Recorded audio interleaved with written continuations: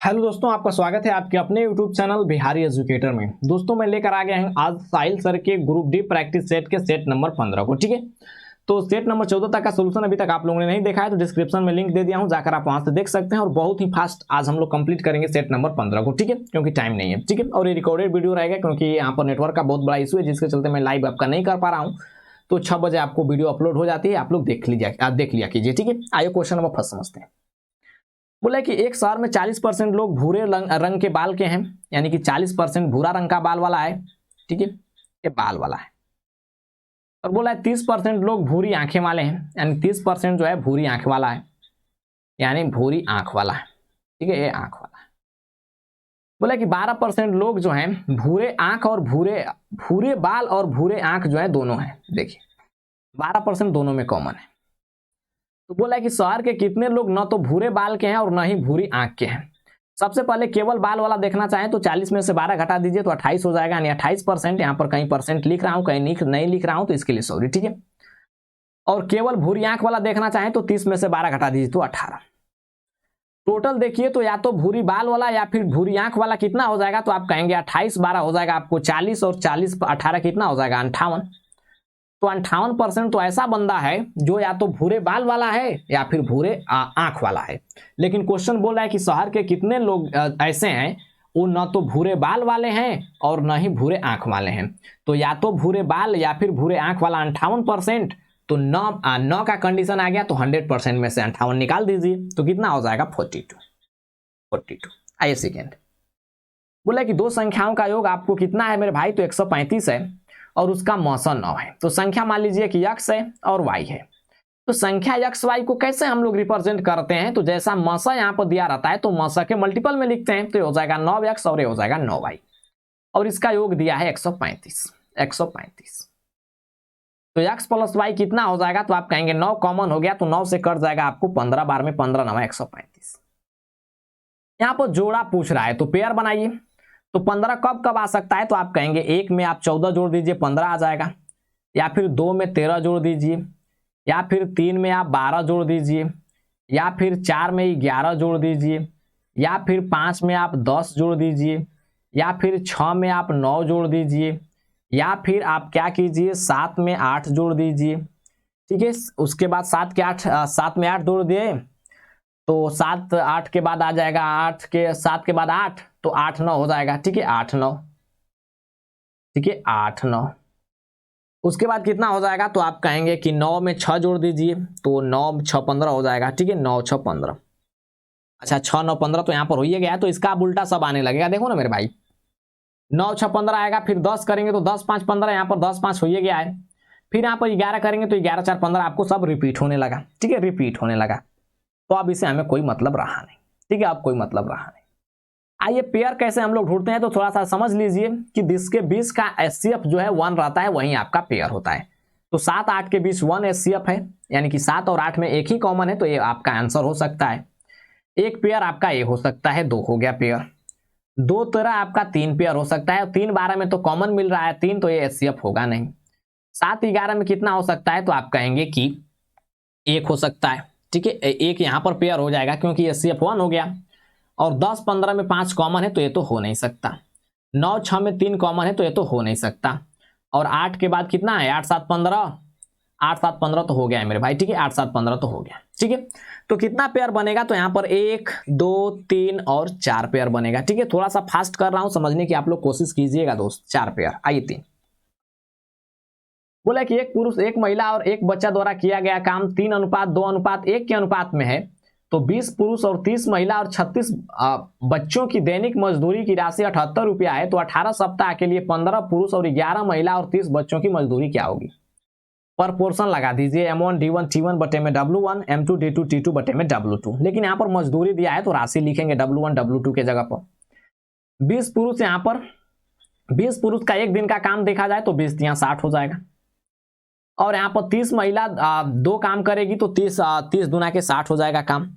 और यहाँ पर 36 एकम 36 हो जाएगा। कितना मजदूरी मिला, तो आप कहेंगे 78 बराबर प्रपोर्शन में M1 D1 T1 बराबर होता है M2 D2 T2 और नीचे होता है W1 और W2। ठीक है, ये कई बार बता चुके हैं। यहाँ पर बोला है कि कितना 15 महिला। ठीक है, 15 महिला तो 15 महिला। अच्छा 15 पुरुष है तो 15 तो यहाँ हो जाएगा 45। एकदम आराम समझिए, इसको काला कलर से इंडिकेट करने दीजिए। 15 तो यहाँ 45 और यहाँ पर 21 महिला है तो 21 दूना के 42 हो जाएगा। और बच्चा कितना है तो 30, तो 30 से कम 30 हो जाएगा। ये एक दिन का मजदूरी हो गया और हमें नहीं पता कि कितना मजदूरी है, तो मान लीजिए x। लेकिन एक दिन का हमें नहीं चाहिए, 18 सप्ताह का चाहिए। तो एक दिन का इतना, तो 7 दिन का 7 से मल्टीप्लाई, तो 18 सप्ताह के लिए एक सप्ताह का हो गया। अरे 7 से मल्टीप्लाई करें तो एक सप्ताह का हो गया, 18 से मल्टीप्लाई करेंगे तो आपका 18 सप्ताह का हो जाएगा। आइए कैलकुलेशन करते हैं। ये कितना हो जाएगा तो 6 6 12 यानी 120, 30 कितना हो जाएगा 50, 156, तो 78 दूना के कर जाएगा 156, तो ये हो गया 2। ठीक है 2।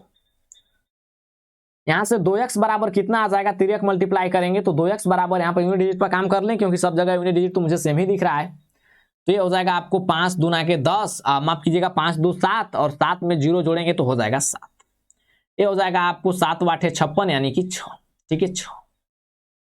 तो 7 6 कितना हो जाएगा, तो आप कहेंगे 7 6 हो जाएगा 13। ठीक है 6 6 12 1 13। यहाँ पर थोड़ा सा मिस हो रहा है मेरे भाई। ठीक है 45 है 42 है तो 5 2 हो जाएगा 7 और 7 में आप 0 जोड़ेंगे तो 7 हो जाएगा और 8 7 56, माफ कीजिएगा यहाँ पर गुणा है। ठीक है यहाँ पर गुणा है। ठीक है तो 8 7 कितना हो जाएगा, तो आप कहेंगे 18 7 हो जाएगा 126, यानी 126 करने का मतलब यूनिट डिजिट 6 और यहाँ पर यूनिट डिजिट आ गया 7। तो 7 6 कितना हो जाएगा 42, यानी कि यूनिट डिजिट आ जाएगा 2। तो 2x बराबर 2, तो x बराबर कितना आ जाएगा, तो 2/2 यानी कि 1। तो यूनिट डिजिट आपका 1 आ जाएगा। तो आपका राइट आंसर कौन बना। अच्छा यूनिट डिजिट पर काम करना है ना। ठीक है यूनिट डिजिट पर तो यहाँ पर कुछ भी आएगा तो उससे पहले यहाँ पर कुछ संख्या रहा होगा, कुछ डिजिट रहा होगा और यूनिट डिजिट 2 है। तो x बराबर लिखना चाहें तो क्या हो जाएगा, तो कोई यहाँ पर संख्या रहेगा और लास्ट में 2 रहेगा और बट्टे में आप भागा देंगे 2 से। ठीक है 2 से, तो 2 1 कम दे यानी कि ये यूनिट डिजिट जो है 1 आएगा। ठीक है 1, कोई भी संख्या होगा उसका यूनिट डिजिट 1 आएगा। तो आपका राइट आंसर बना ऑप्शन नंबर ए। आइए नेक्स्ट, क्या क्वेश्चन बोल रहा है समझिए। बोला कि 25,000 रुपये चक्रवृद्धि ब्याज पर पहले वर्ष के लिए 3%, दूसरे वर्ष के लिए 4% और तीसरे वर्ष के लिए 5% की दर से उधार लिया जाता है, तो 3 साल के बाद भुगतान की जाने वाली राशि का पता कीजिए। तो जब भी भुगतान करेगा मेरे भाई तो राशि को तो देबे करेगा 25,000 को, उसके साथ साथ वो आपका CI भी देगा यानी कि चक्रवृद्धि ब्याज देगा। तो टोटल क्वेश्चन आपसे पूछना चाह रहा है कि अमाउंट क्या होगा। ठीक है सिंपल तरीका से समझिए कि अमाउंट आपसे क्वेश्चन पूछ रहा है। तो अमाउंट कैसे निकालते हैं, 25,000 का निकाल दीजिए। पहला वर्ष में 3%, तो इसका अमाउंट हो जाएगा 103%, यानी 103/4 100। दूसरा हो जाएगा 104/100, तीसरा हो जाएगा 105/100। यहाँ पर 3 शून्य से 2 1 3 शून्य गायब हो गया। ये हो जाएगा 5 दूना के 10, ये हो जाएगा 5 25। और कुछ काटना चाहें तो 5 से कट जाएगा 20 बार में, एक कट जाएगा 2 से आपका 2 5 10, 2 दूना के 4 52। अगर 5 से काटना चाहें तो 5 चौके 20, 5 से 21 5 होता है 105, 4 से कट जाएगा 13 बार में, सब कुछ कट ही गया। तो आपका राइट आंसर कितना बना, तो आप कहेंगे 103 मल्टीप्लाई बाई 13 मल्टीप्लाई बाई 21। और यूनिट डिजिट यहाँ पर भी सेम नहीं है, यहाँ पर भी अलग अलग है। तो यूनिट डिजिट से मान लीजिए तो 3 3 9 1 9, यानी कि यूनिट डिजिट आपका हो जाएगा 9, यानी ऑप्शन नंबर डी। आइए नेक्स्ट, बोले कि x cube plus x square minus 4x plus a और 2x cube plus x square plus 3x minus 3 को x माइनस 2 से जब भाग दिया जाता है, यानी कि भाग करने पर समान शेषफल बचता है, तो ये का मान। शेषफल कैसे निकालते हैं, शेषफल हम लोग कैसे निकालते हैं, x माइनस 2 बराबर x माइनस 2 से भागा दिया है, यानी कि x बराबर 2 पर सेटिस्फाई करेगा। अरे बराबर 0 मान के हल कर लीजिए। तो 2 बैठा दीजिए यहाँ पर, तो 2 बैठाएंगे तो हो जाएगा 2 का क्यूब। एकदम आराम समझिए, 2 बैठाएंगे तो 2 का क्यूब कितना हो जाएगा, तो आप कहेंगे 2 दूना 4 दूना 8। ठीक है 8 हो गया 8। और यहां पर कितना हो जाएगा, यहां पर कहीं मिस हो रहा है क्या, ठीक है यहां पर x माइनस 2 से भाग दिया है तो x बराबर 2 पर सेटिस्फाई करेगा। तो 2 का क्यूब हो जाएगा 8 प्लस 2 का स्क्वायर कितना हो जाएगा, तो आप कहेंगे 2 का स्क्वायर हो जाएगा 4, तो 8 4 डायरेक्ट जोड़ के लिख दीजिए 12 माइनस 4x है तो 4 दूना के हो जाएगा 8, यानी कि 8 प्लस ए। तो हो गया शेषफल। जो वैल्यू पुट करते हैं जो रिजल्ट आता है वही होता है शेषफल। और बराबर बोल रहा है कि इसके शेषफल के बराबर है, तो इसमें भी x बराबर 2 पुट कीजिए। तो 2 दूना के 4 दूना के 8 दूना के 16 हो जाएगा, प्लस 2 दूना के 4 ए, यहाँ पर x का वैल्यू रख रहे हैं। ठीक है ये हो जाएगा 3 दूना के 6 माइनस हो जाएगा 3। आइए इसका कैलकुलेशन करना चाहें तो कितना हो जाएगा, तो 12 में से 8 चला जाएगा तो ये तो बच जाएगा 4, यानी कि 4 प्लस ए। ठीक है, 4 प्लस ए। 16 6 कितना हो जाएगा, तो 16 4 20 2 22, और 22 में से आप 3 घटा दीजिए तो हो जाएगा 19, यानी कि 4a प्लस 19। 4a में से a घट जाएगा तो हो जाएगा 3a, और ये 19 घट जाएगा तो हो जाएगा निगेटिव में। 4 में से 19 घटेगा तो कितना हो जाएगा, -15, तो -15। तो a बराबर निकालना चाहें तो 3 5 15, लेकिन निगेटिव में आएगा। ठीक है, क्योंकि निगेटिव का साइन है। आपका राइट आंसर हुआ ऑप्शन नंबर बी। आइए 6, बोले भाई और बहन दोनों एक साथ जो है लिटरेट हैं। ठीक है, यानी कि साक्षात, लिटरेट नहीं है, साक्षात क्या दिया है। Brother and sister both appear for an interview, the probability of the selection of the brother is 1/8, while the probability of the rejection of the sister is 4/5, तो what is the probability that only one of them is selected। बोल रहा है कि दोनों interview देने जाते हैं भाई, और दोनों में से एक ही का चयन होना है, या तो लड़का का होगा या तो लड़की का, या तो भाई का होगा या तो बहन का। जबकि भाई के चयन होने की संभावना 1/8 है, लेकिन बहन के न चयन होने की संभावना 4/5 है। तो आपको संभावना बताना है कि उनमें से केवल एक का चुनाव करना होगा, तो उसके लिए प्रोबेबिलिटी क्या हो सकता है। समझिए, इस बहुत ही सिंपल क्वेश्चन है। यहाँ पर भाई का चुनाव हो जाएगा, मान लीजिए, तो भाई का चुनाव होगा तो 1/8 संभावना दिया है, तो साथ साथ बहन का चुनाव नहीं भी होगा। अरे भाई का चुनाव हो गया तो बहन का चुनाव कहां से होगा, तो आप कहेंगे नहीं, तो बहन का चुनाव नहीं हुआ है तो 4/5 है, तो 4/5। या फिर दूसरा कंडीशन बन सकता है, और आ का केस आपको बता चुके हैं। प्रोबेबिलिटी आप लोग देख लीजिएगा, डिस्क्रिप्शन में लिंक दे दिया हूं। ठीक है, देख लीजिएगा, मजा आ जाएगा। ठीक है, या में प्लस होता है और दिया रहता तो गुणा होता। ठीक है, प्लस। अब मान लेते हैं कि अब की बार भाई रिजेक्ट हुआ, तो 1/8 का शेष कितना हो जाएगा, तो 8 एकम 1, 8 में से 1 गया 7, यानी कि 7/8 हो गया शेष।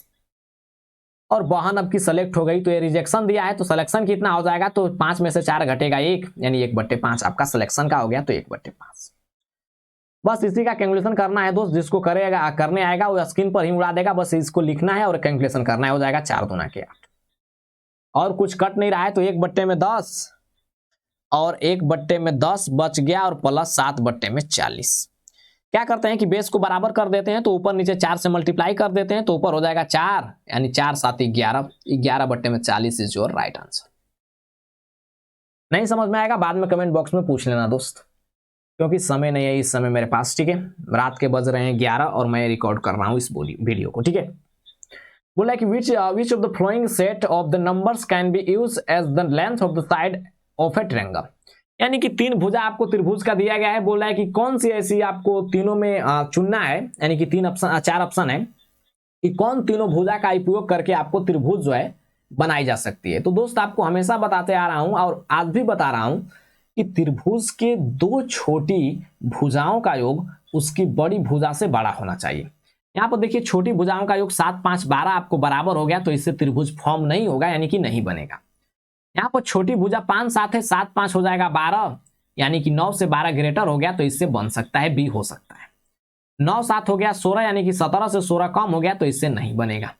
2 4 हो जाएगा 6, 10 से 6 कम हो जाएगा, तो इससे नहीं बनेगा। क्या बोले कि त्रिभुज के 2 छोटी भुजाओं का योग बड़ी भुजा से हमेशा बड़ा होना चाहिए, और वो कंडीशन सेटिस्फाई कर रहा है ऑप्शन नंबर बी। आइए नेक्स्ट। बोला कि सिलेंडर है आपको भाई, और 2 बिंदुओं के बीच सबसे दूर की दूरी, अच्छा सबसे दूर की दूरी क्या होगी, यदि इसकी ऊंचाई 8 यूनिट और त्रिज्या 8 यूनिट है। त्रिज्या यहां पर 8 यूनिट है, और हाइट यहां से लेकर यहां तक दे दिया है, कितना 8 यूनिट है। तो इलेक्ट्रिकल सिलेंडर हो जाएगा, लेकिन यहां पर इलेक्ट्रिकल नहीं बनाया हूं तो सॉरी उसके लिए। देखो दूर पॉइंट क्या होगा, एक पॉइंट यहां मान लीजिए।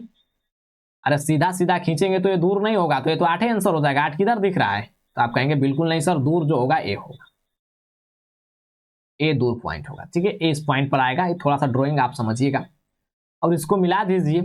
ठीक है, और ये तो आपको खड़ी लाइन है। ठीक है, तो यहां पर बन जाएगा 90 डिग्री। ठीक है, यहां पर बन जाएगा, इसको मिला देते हैं। ठीक है, हो जाएगा 90 डिग्री। 8 तो ये भी रेडियस 8, तो ये हो जाएगा बेस आपका 16, और लंब कितना हो जाएगा, तो लंब हो जाएगा 8। तो लंब हो गया 8 और बेस हो गया आपका 16, तो लंब स्क्वायर प्लस आधार स्क्वायर बराबर क्या होता है, तो आप कहेंगे हाइपोटेनियस का स्क्वायर, यानी कि कर्ण का स्क्वायर, और लंबवत दूरी आपसे यही पूछा है, यानी कि दूर की दूरी माफ कीजिएगा।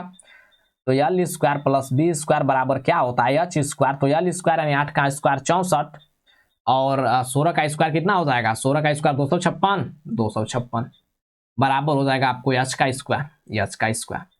तो एच बराबर कितना हो जाएगा, तो 6 4 10 और 25 6 कितना हो जाएगा, 25 5 30 31 32 यानी कि 320। तो एच बराबर हो जाएगा रूट में 320 कौन सेटिस्फाई कर रहा है, ऑप्शन नंबर सी देखिए तो 28 64, 4 दूना के 8 है तो होगा नहीं, यूनिट 0 आना चाहिए, ठीक है। ए रूट में जाएगा तो 64 हो जाएगा और 4 3 12 होगा नहीं। 6 आपका रूट में जाएगा तो हो जाएगा आपको 6 6 के 36 यानी कि यूनिट डिजिट 6 है तो 6 हो जाएगा, 6 5 30 से हो सकता है, और ए भी हो सकता है 28 64 यानी 4 5 20 दोनों हो सकता है, तो कैलकुलेशन करना पड़ेगा। 32 को तोड़ना चाहें हम तो कैसे तोड़ सकते हैं, 8 चौके 32 यानी 8 मल्टीप्लाई बाई 4 मल्टीप्लाई बाई 10 कर सकते हैं, ठीक है। और यहां से एक और हम लेना चाहें तो 8 मल्टीप्लाई बाई 4 दूना के 8 ले लीजिए, तो ये हो जाएगा 5 और ये हो जाएगा 2, यानी कि ये हो जाएगा आपको 2 और ये हो जाएगा 5।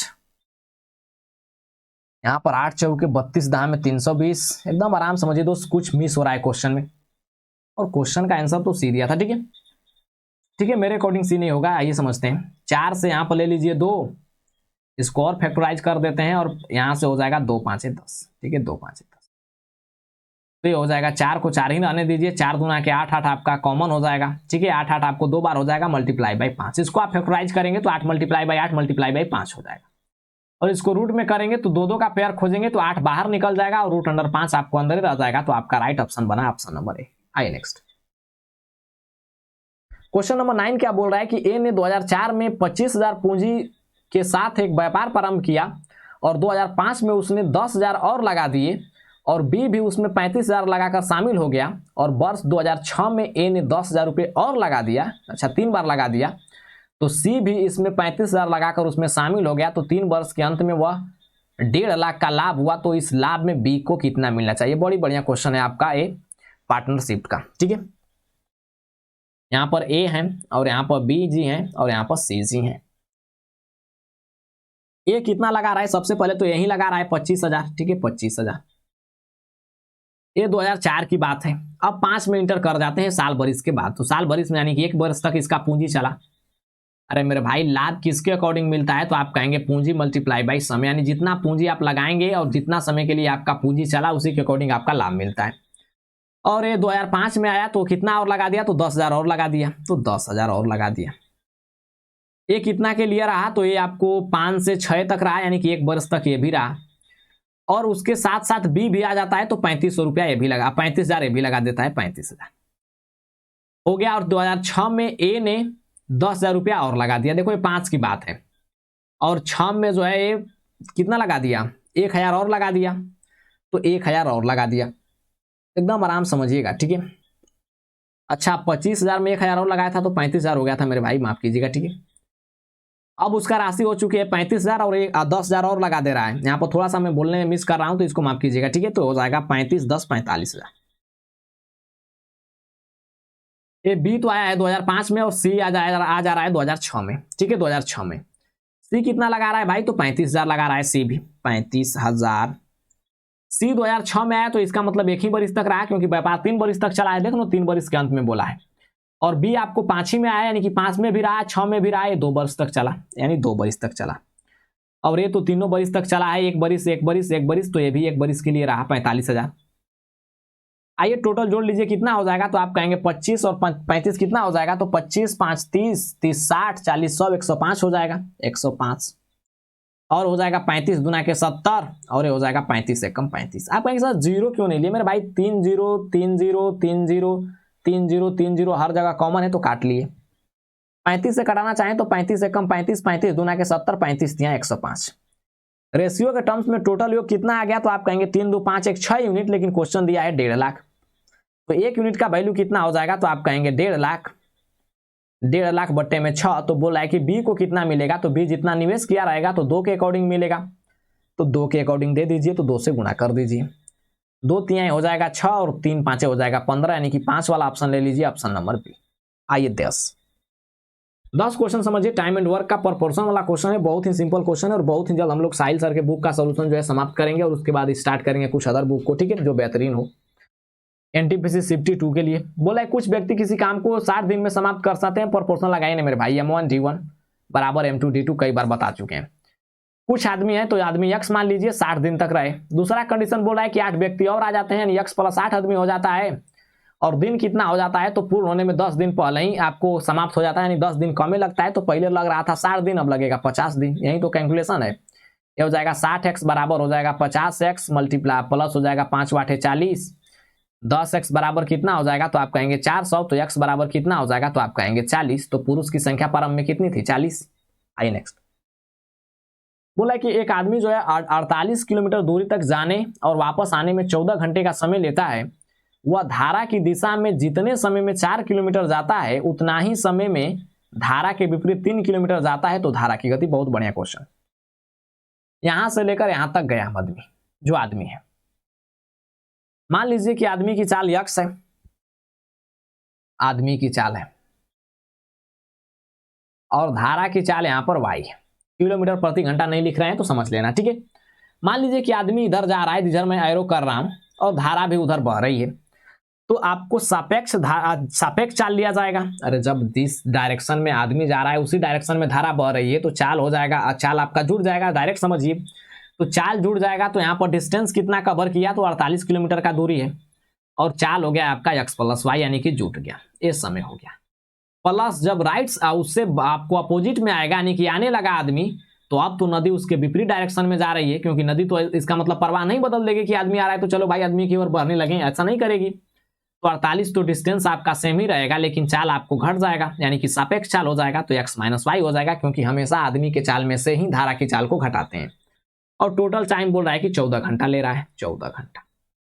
एक कंडीशन दिया है सवाल को बनाने के लिए। कंडीशन क्या है समझते हैं कि वह धारा की दिशा में जितना समय में 4 किलोमीटर जाता है, यानी कि 4 किलोमीटर गया धारा की दिशा में, तो कितना समय लगा तो आप कहेंगे कि धारा की दिशा में जा रहा है सर, तो यहाँ पर दूरी बट्टे चाल कर दीजिए। तो दूरी हो गया 4 और चाल कितना हो जाएगा तो x प्लस वाई, क्योंकि सापेक्ष चाल लेंगे, धारा की दिशा में जा रहा है तो, और चाल जुड़ जाएगा। बराबर है विपरीत दिशा में आपको 3 किलोमीटर जाता है उतना ही समय लगता है, तो समय आपको बराबर है, तो 3 किलोमीटर विपरीत दिशा में आया तो x माइनस वाई हो जाएगा, क्योंकि दूरी बट्टे चाल आपका समय हो जाएगा। इसका कैलकुलेशन करेंगे तो 4 एकम 4, 3 एकम 3, तो बच जाएगा x। यहाँ पर 4y और 3y हो जाएगा, ये निगेटिव तो हो जाएगा पॉजिटिव में, यानी कि 7y हो गया। एक तो रिलेशन यहां से बन गया। अब कैलकुलेशन आपका आसान हो गया। x का वैल्यू रख दीजिए इसमें, तो हो जाएगा यहाँ पर 7y और 1y 8y, तो 48 बट्टे में 8y प्लस हो जाएगा 48 बट्टे में यहाँ पर बैठा देंगे 7y, तो 7y में से y घट जाएगा तो 6y बच जाएगा, बराबर हो जाएगा 14। 8 6 के 48, यानी कि 6y प्लस 6 8 48, यानी कि 8y, बराबर हो गया 14। तो 14y बराबर कितना हो जाएगा तो आप कहेंगे 14, तो y बराबर कितना हो गया 14 बट्टे 14, यानी कि 1 किलोमीटर पर आवर।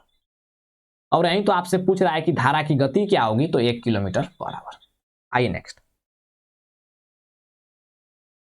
क्या बोल रहा है कि किसी बर्तन में 40 लीटर दूध भरा है, इसमें से 4 लीटर दूध निकाल लिया जाता है और 4 लीटर पानी भर दिया जाता है, और यही क्रिया 2 बार दोहराई गई, तो इसमें इसके बाद बर्तन में दूध की मात्रा देखो।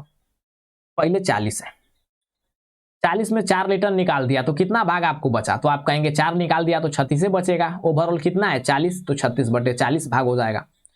36 बट्टे 40 करने का मतलब कि 9 बट्टे में 4 नामा 36, 4 दाना में 40, 9 बट्टे में 10। पहला कंडीशन में हो जाएगा 9 बट्टे 10, लेकिन ऐसा क्रिया 2 बार और करता है। क्वेश्चन देखियो ना, 2 बार और किया, दूसरा बार किया है 9 बट्टे 10, ये तीसरा बार हो जाएगा। ये तो पहला कंडीशन है, और ये दूसरा बार किया है, तीसरा बार किया, क्योंकि बोल रहा है कि 2 बार और किया है क्रिया को। बस इसी का कैलकुलेशन कर लीजिए, दोस्त एकदम आसान है। यहाँ पर काट दीजिए, 10 चौके हो जाएगा 40, ठीक है 40। एक कट जाएगा 2 दूना के 4, 2 5 10, एक कट जाएगा 2 5 10। 9 का क्यूब कितना हो जाएगा तो आप कहेंगे 729 बट्टे में हो जाएगा 25। 25 से भाग देने का मतलब होता है कि 4 से गुणा कर दीजिए ऊपर, और 2 अंक के बाद दशमलव बैठा दीजिए, तो 4 से गुणा कर दीजिए, तो 9 चौके 36 के 6, कैरी किया आपको 3, 9 दूना के हो जाएगा 18, 3 हो जाएगा 21, 21 के 1, और 2 अंक के बाद दशमलव बैठाना, यानी कि लास्ट का जो 2 डिजिट आएगा 0.16 आएगा, और आपका ऑप्शन हो जाएगा ऑप्शन नंबर डी। आइए नेक्स्ट। बोल रहा है कि मनोज बराबर 2 राशि को बैंकों में क्रमशः 10% और 12% की वार्षिक ब्याज की दर से जमा किया। यदि वर्ष के अंत में उसे कुल ब्याज 1650 रुपया प्राप्त हुआ, तो प्रत्येक बैंक में जमा की गई राशि, मान लीजिए कि राशि x है, या फिर नहीं भी मानेंगे तो कोई बात बन जाएगा, क्योंकि राशि समान है मेरे भाई, और पहला में जमा कर रहा है 10% से, दूसरा में 12% से। यानी कि आपका दे दिया 12 10 22% का वैल्यू कितना, 22% का वैल्यू कितना दिया, तो ब्याज मिल रहा है 1650। ठीक है, 1650। यहाँ पर काटना चाहें तो 11 दूना के 22, 11 एक कम 11, 11 5 55, यानी कि 150 हो गया। तो एक यूनिट का वैल्यू कितना हो जाएगा, तो आप कहेंगे 75। एक यूनिट का वैल्यू 75 हो गया। ठीक है, अरे मेरे भाई साधारण ब्याज बराबर साधारण ब्याज कर दिए, क्योंकि पहला पर मिलेगा 10% और दूसरा राशि पर मिलेगा 12%, टोटल मिलेगा 22%। ठीक है, तो 22% 1650 के बराबर है, तो 1% 75 के बराबर है। तो बोल रहा है प्रत्येक में जमा की गई राशि, तो प्रत्येक में आपको जमा किया था 100%, तो हो जाएगा 75 75 100। पूछता टोटल राशि, तो 75 100 का दोगुना कर देते। आइए 14 क्या बोल रहा है कि ए और बी के पास 1200 रुपये हैं भाई, दोनों के पास मिलाकर, और अपनी धनराशि का 12% खर्च कर देता है। ए अपनी धनराशि का ना, ए स्पेंड 12%। ठीक है, ए अपनी धनराशि का 12% खर्च कर देता है, जबकि बी अपनी धनराशि का 20% खर्च कर देता है। अब उसके पास धनराशि बचती है जो कि संपूर्ण धनराशि का 85% है। उनके पास, कहने का मतलब कि ए और बी के पास जो धनराशि बचती है वो संपूर्ण धनराशि का 85% है। तो ए के पास कितनी धनराशि, देखिए दोस्त, मान लीजिए कि ए के पास x धनराशि है और बी के पास y है, ये मान लिए, और लिखना नहीं है, डायरेक्ट करना है। देखिए, यानी पहला कर रहा है 12%, अच्छा ए को मान लिया x, तो x कर रहा है 12% प्लस बी कितना कर रहा है, तो 20%, बी को माने हैं y, तो y कर रहा है 20%। ओवरऑल कितना खर्च हो रहा है, तो x प्लस y का कितना हो जाएगा, तो आप कहेंगे कि 85%। ठीक है, 85%। अच्छा, 85% बचाता है तो खर्च कितना किया, तो आप कहेंगे 15%, क्योंकि ओवरऑल आय हो जाएगा 100%, तो 15% खर्च किया, 15% खर्च किया। दोस्त इसका थोड़ा सा मॉडिफाई कर लीजिए, तो यहाँ पर 0 0 0 कैंसिल हो जाएगा, ये हो जाएगा 12x प्लस हो जाएगा 20y बराबर हो जाएगा 15x प्लस 15y। ये कितना हो जाएगा 3x, 3x बराबर हो जाएगा आपको 20 में से 15 घटेगा, कितना हो जाएगा 5, 3x बराबर 5y हो गया। तो यहाँ पर रेशियो लिखना चाहें तो x बट्टे वाई कितना हो जाएगा, तो आप कहेंगे x बट्टे वाई हो जाएगा 5/3, 5/3। राशि का यहाँ पर रेशियो आ गया, यहाँ पर ए की धनराशि x माने थे, बी का y, तो टोटल धनराशि कितना हो जाएगा 8 यूनिट, लेकिन क्वेश्चन दिया है कि टोटल धनराशि 1200 है, टोटल धनराशि 1200 है। तो एक यूनिट का वैल्यू कितना हो जाएगा, तो 15 8 120 होता है, यानी कि 150 रुपया हो गया। तो एक यूनिट का वैल्यू हो गया 150।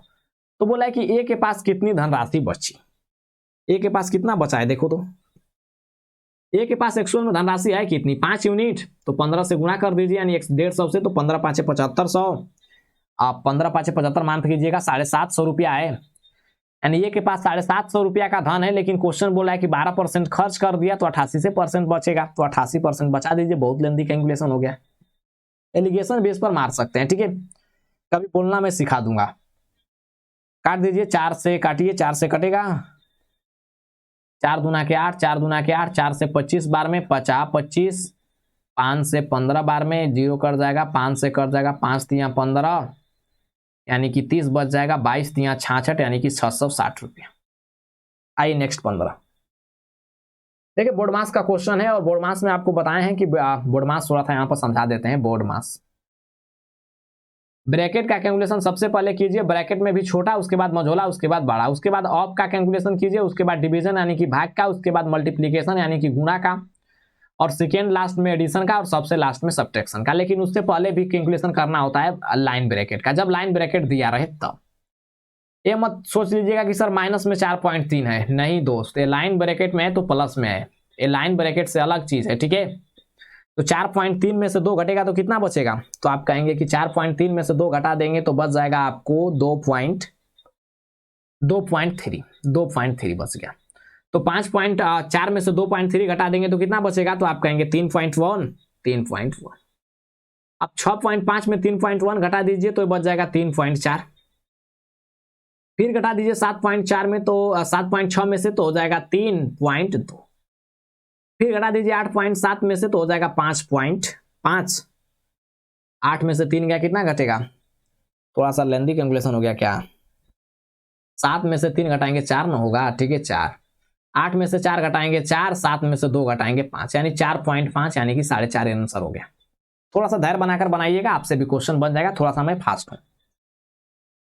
क्वेश्चन दिया है कि cos theta plus sec theta बराबर रूट अंडर 3 है, then find the value of cos cube theta plus sec cube theta. समझिए पहले एक formula, A cube plus B cube बराबर क्या होता है, तो आप कहेंगे A plus B into A plus B का होल स्क्वायर, ठीक है, माइनस 3abc।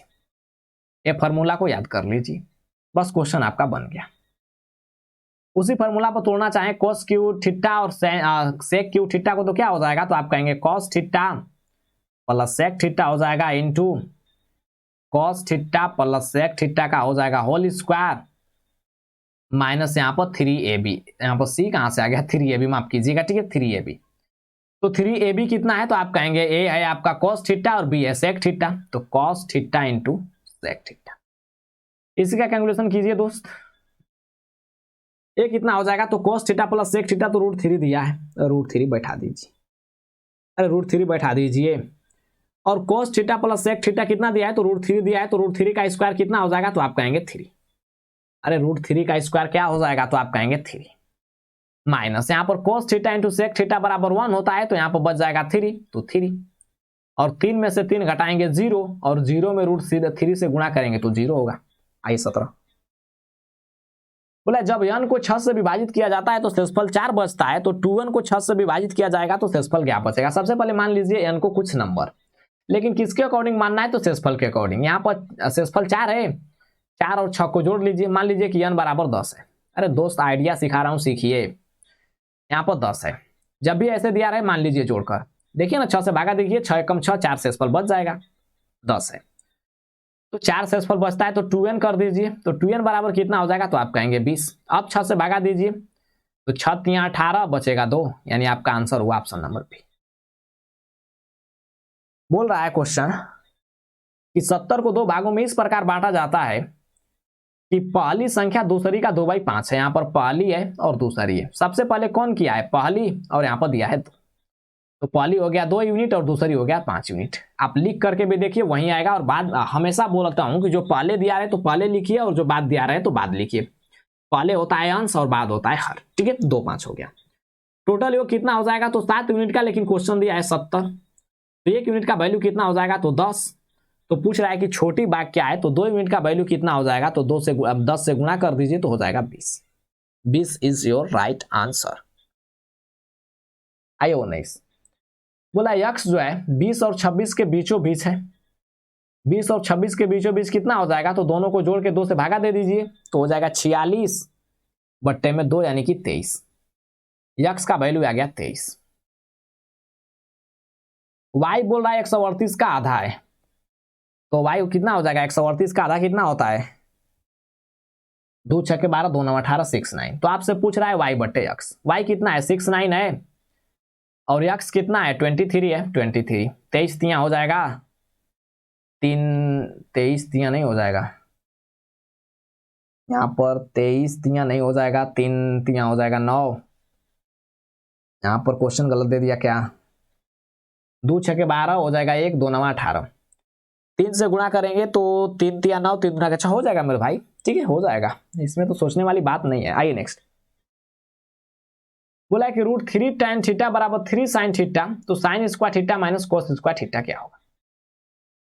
यहां से √3 tan थीटा बराबर क्या होता है, तो आप कहेंगे sin थीटा बटे cos थीटा, बच्चा बच्चा जानता है sin थीटा बटे cos थीटा बराबर क्या हो जाएगा, तो 3 sin थीटा। sin थीटा आपका स्वाहा हो गया, तो cos थीटा बराबर क्या हो जाएगा, तो आप कहेंगे √3 बट्टे 3, √3 बट्टे 3। अरे मेरे भाई ये 3 मल्टीप्लाई होगा तो cos चला जाएगा यहाँ पर और 3 आ जाएगा नीचे, ये सब तो आपको करने आना चाहिए। ये देखिए एक डायरेक्ट फॉर्मूला दिया है, cos square theta minus sin square theta minus cos square theta क्या होता है, या फिर फॉर्मूला नहीं दिया है तब पर भी आप काम कर सकते हैं। कैसे, यहाँ पर क्वेश्चन ने गलत दिया है क्या, क्वेश्चन को थोड़ा सा बुक से मिला लेने दीजिए, क्योंकि क्वेश्चन को यहाँ पर मेरे अकॉर्डिंग तो क्वेश्चन गलत है। sin square theta minus cos square theta सही है, गलती कहाँ है, नहीं ऐसा ही है दोस्त। तो यहां पर हम क्या करते हैं, cos थीटा आ गया तो कोसे के टर्म्स में लिख लेना मेरे भाई।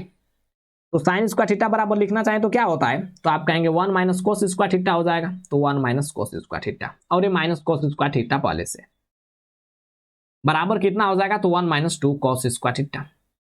इसका वैल्यू बैठा दीजिए तो 1 माइनस 2 कॉस थीटा बराबर √3/3 आए, तो √3/3 का स्क्वायर कर दीजिए। कितना हो जाएगा, तो 1 माइनस हो जाएगा √3 का स्क्वायर 3, तो 3 दूना के हो जाएगा 6, 6 में हो जाएगा 3 3 9, 9 में से 6 गया 3, यानी कि 3/9 कितना होता है, तो आप कहेंगे 1/3। आइए नेक्स्ट। बोला कि 1992 से 93 में विदेशी प्रत्यक्ष निवेश का कुल कितना है। 1999 और 1993 में विदेशी प्रत्यक्ष निवेश का कुल कितना योग है, दोनों को जोड़ना है। 92 कितना है 5.7 और 93 कितना है 10.5, 10.15 है, तो ये हो जाएगा 10 5 15 7 1 8, यानी 10.85, 15.85 हो जाएगा मेरे भाई। 5 और 10 15 और 7 1 हो जाएगा 8 और हो जाएगा 5। ठीक है, जोड़ लीजिए, जोड़ना तो आपको आना चाहिए।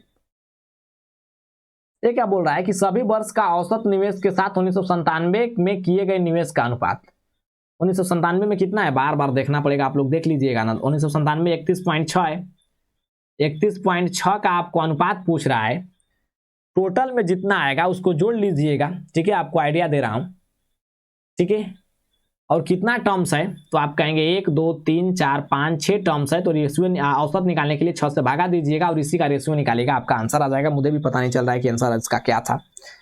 बोला कि 96 और 97 में किए गए निवेश का अंतर। 96 97 कितना है, 96 में इतना है 24.33 और 97 में आपको 31.36। 6 में से 3 चला जाएगा तो बच जाएगा 3 और हो जाएगा 0, यानी कि 0 3 एक बार दिख रहा था, यानी कि आपको लास्ट का जो 2 डिजिट होगा 0 3 होगा और किसी में है नहीं, तो आपका आंसर हुआ ऑप्शन नंबर बी। आइए नेक्स्ट।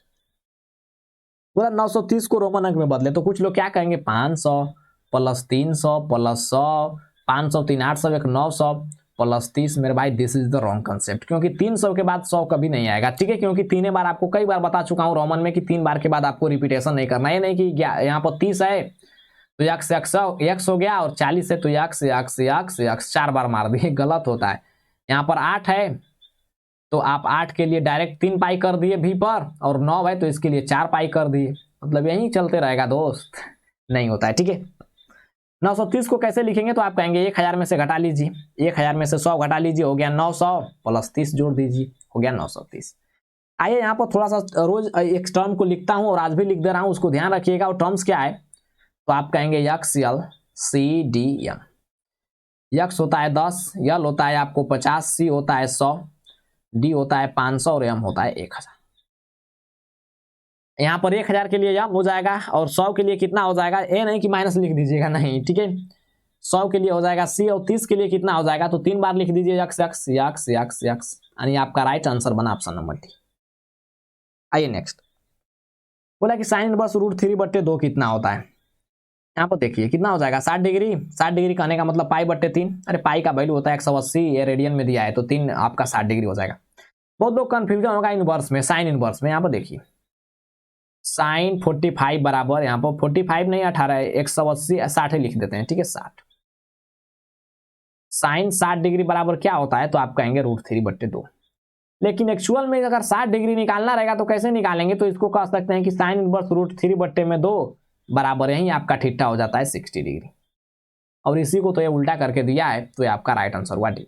तो दोस्त कैसा लगा ये सोल्यूशन कमेंट करके जरूर बताइएगा। मिलते हैं नेक्स्ट वीडियो में इसका पार्ट जो है 16वां लेकर, यानी कि सेट नंबर 16 का सोल्यूशन लेकर। तो थैंक यू वेरी मच, मिलते रहिए, इसी तरह से सपोर्ट करते रहिए।